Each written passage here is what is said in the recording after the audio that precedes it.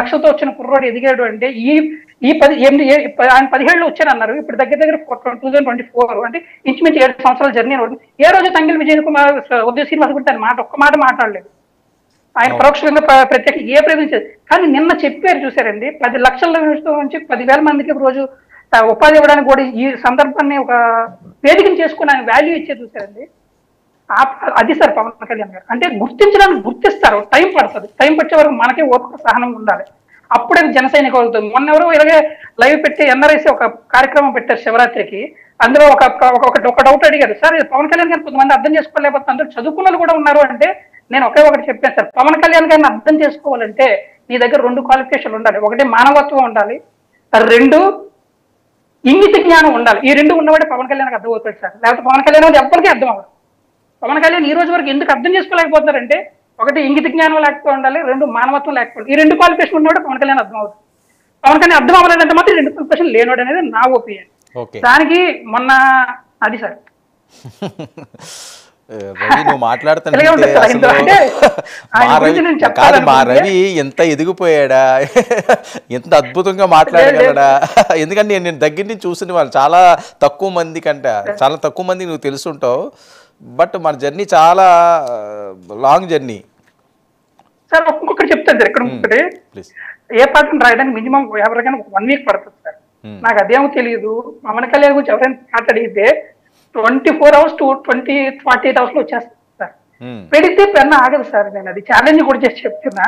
ఎందుకంటే నాకు ఆయన దగ్గర నుంచి ఆయన స్పీచ్ లో ఉన్న పదాలనే నేను క్యాచ్ చేసుకున్నా. ఇప్పుడు ఇందులో వాడిని కూడా ఏ పదం కూడా కొత్త పదం లేదు, ఏమంటారు క్రియేట్ చేసిన వర్డ్స్ ఏమీ లేవు. ఆయన స్పీచ్ లో ఉన్న వర్డ్స్ నే పదాలనే జాగ్రత్తగా ఇక్కడ ఈ సందర్భాన్ని వాడాలి.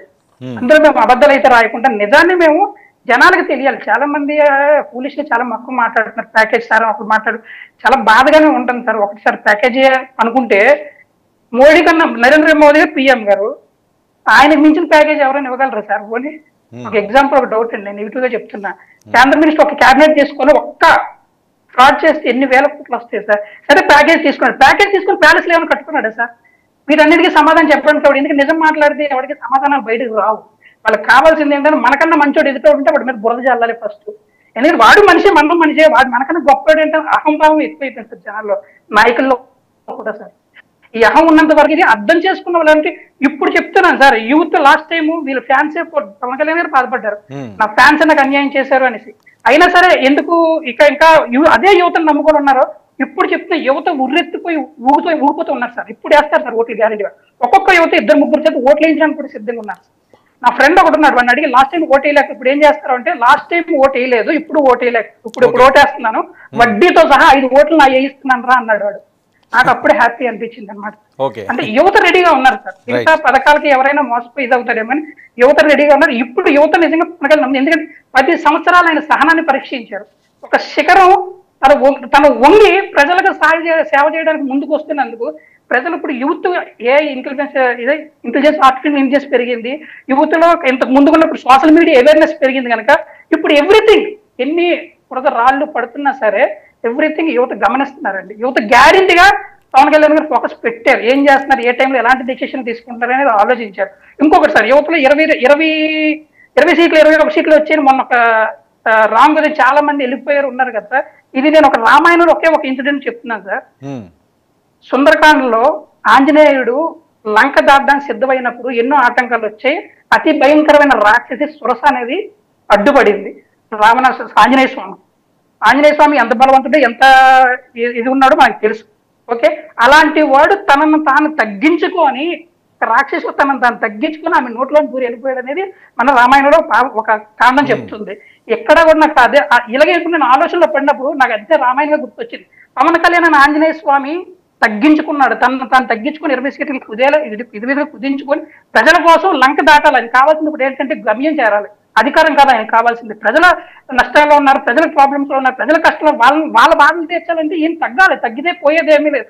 ఆల్రెడీ అవమానం అనే దండ లాస్ట్ టైం ఫ్యాన్స్ వేసేసారు, ప్రజలు వేసేసారు. ఇప్పుడు అంతకు మించిన అవమానం ఇంకేముంటది కానీ ప్రజల కోసం నేను నిలబడ్డాను. 10 సంవత్సరాలు నేను ఆగాను. ఇప్పుడు నేను చెయ్యకపోతే ఇంకొక శకం ఒకసారి అవతరాలకు అవకాశం ఇచ్చే ప్రజలు అనేవాడు అంధకారం అనేది అన్నపూర్ణ ఆంధ్రప్రదేశ్ అనేది అంధకారంలోకి వెళ్ళిపోతుందని ఎన్ని దూరంగా ఆలోచించాడు కనుక నా వ్యూహం అంటున్నారు. వ్యూహం అనేది ఎవరికైనా అర్థమైపోతుంది, వ్యూహం అవ్వదు సార్. ఎవరికైనా అర్థం వ్యూహం అవ్వదు. ఆ వ్యూహం ఆయనకు ఉంది, ఏ రూట్లో చూస్తాం వెళ్తున్నారు. కనుక ఇలాంటివన్నీ మాకు బాధ అనిపించినా సరే మేము ఎందుకు ఇంకా వెంటే ఎందుకు నిలబడ్డామంటే, ఎందుకు ఆయన వెంటే ఉంటున్నామంటే మాకు క్లారిటీ కనిపిస్తుంది సార్. దోచుకున్న అడుగుతో ప్యాలెస్లైనా కట్టాలి, లేదా బ్యాంక్ బ్యాలెన్స్లైనా పెరగాలి, ప్రూఫ్స్ లేవు, బురదలు చదువుతున్నారు కామన్. ఇది ప్రతి చరిత్రలో ప్రతి మంచివాడికి జరిగిన ప్రతి అవమానం ఎన్ని జరిగినాయి సార్. ఇవన్నీ ఇప్పుడు కాకపోయినా ఒక ఆఫ్టర్ మన 50 years తర్వాత పవన్ కళ్యాణ్ పుస్తకం పాఠ్యభాషలో పవన్ కళ్యాణ్ పేజ్ గ్యారెంటీగా ఉంటుంది. ఆ రోజు అందరికీ అర్థం అవుతుంది. కానీ ఇది కర్మ అంతే, ప్రజల కర్మ. అది అర్థం చేసుకోలేని కర్మ అంతే. మొత్తం ఇది మా అభిమానం సార్. అంతే. పవన్ కళ్యాణ్ని పాట రూపంలోనే కాకుండా మాట రూపంలో కూడా మొత్తం అంతా చదివేసామట. Right, okay. మరి అందరూ వెయిట్ చేస్తున్నారు. ఒక్కసారి మనం పాటను కూడా రిలీజ్ చేద్దాము. పాటను చూసిన తర్వాత మళ్ళీ మనం డిస్కస్ కంటిన్యూ చేద్దాం. PCR Pawan Kalyan special song please. చాలని పంతం పట్టెను పవనన్న, ప్రజల కోసమే జెండా పెట్టెను మన అన్న.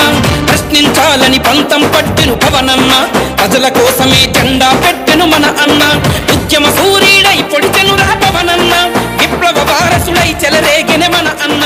ఉద్యమ సూర్యుడై పొడిచెను రా పవనన్న, విప్లవ వారసుడై చెలరేగెనె మన అన్న. విప్లవ వారసుడై చెలరేగెనె మన అన్న.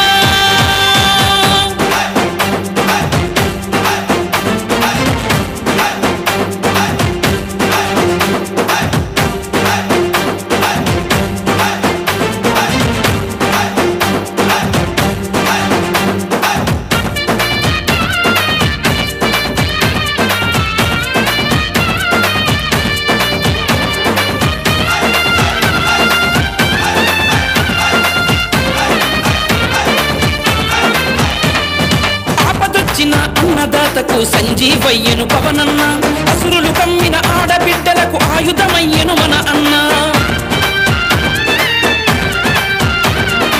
ఆపదొచ్చిన అన్నదాతకు సంజీవయ్యను పవనన్న, అసురులు కమ్మిన